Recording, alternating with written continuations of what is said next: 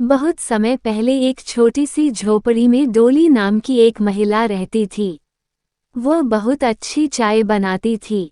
उसी गांव में डोली की एक छोटी सी चाय की दुकान भी थी, जिसका नाम डोली चाय वाली था। उसकी चाय का अच्छा स्वाद होने के कारण सभी गांव वाले उसकी ही दुकान पर चाय पीते थे।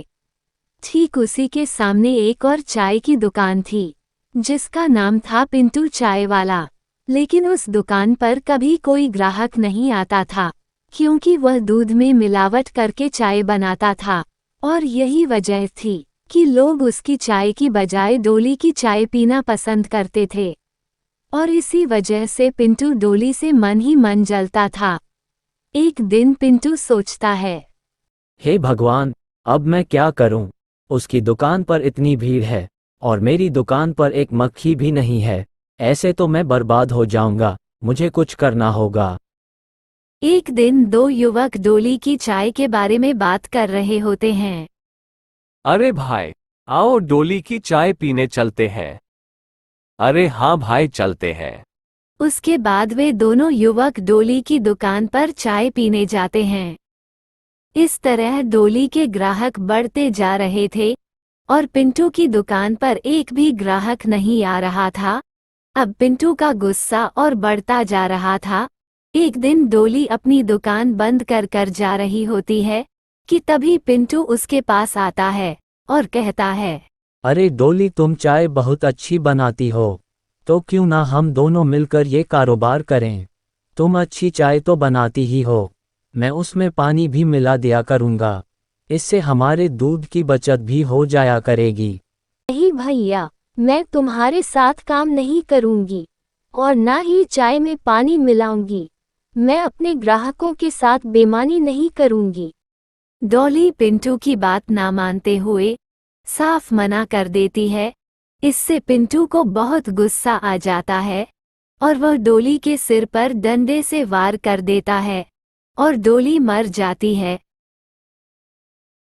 डोली के मरने पर गांव वाले परेशान हो जाते हैं और उन्हें मजबूरन पिंटू की ही चाय पीनी पड़ती है।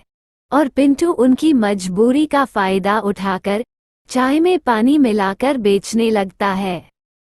एक दिन कुछ युवक आपस में बात कर रहे होते हैं। अरे भाई, जब से डोली की मौत हुई है, तब से पिंटू हमारा पूरा फायदा उठा रहा है और चाय में पानी मिलाकर बेच रहा है। अरे हाँ भाई, अब क्या कर सकते हैं।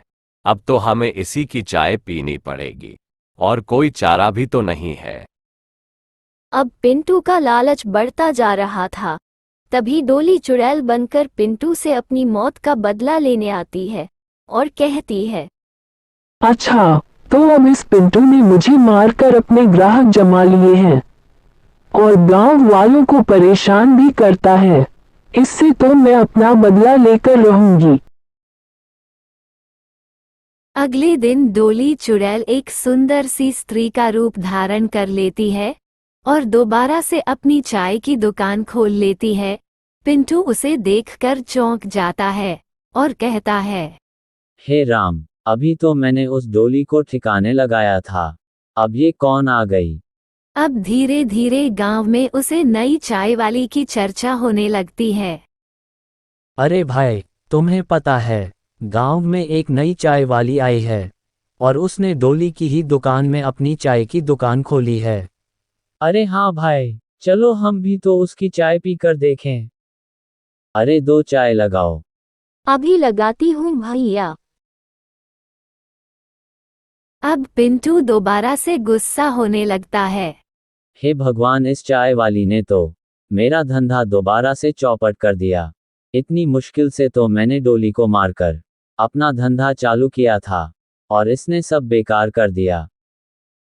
अब धीरे धीरे पिंटू के बने सभी ग्राहक डोली चुड़ैल की दुकान पर जाने लगे और पिंटू का धंधा दोबारा बंद हो जाता है। तभी पिंटू कहता है, लगता है मुझे डोली की तरह इसे भी ठिकाने लगाना होगा। सभी गांव वाले सो जाते हैं। तभी आधी रात को पिंटू डोली के घर आता है और वह देखता है कि डोली एक भयानक चुड़ैल में बदल जाती है। पिंटू डर जाता है और कहता है, तुम कौन हो? अरे तू मुझे नहीं पहचानता, तूने ही तो मुझे मार के अपनी चाय की दुकान जमा ली। मैं वही डोली चाय वाली हूँ जिसे तूने बेरहमी से मार दिया था।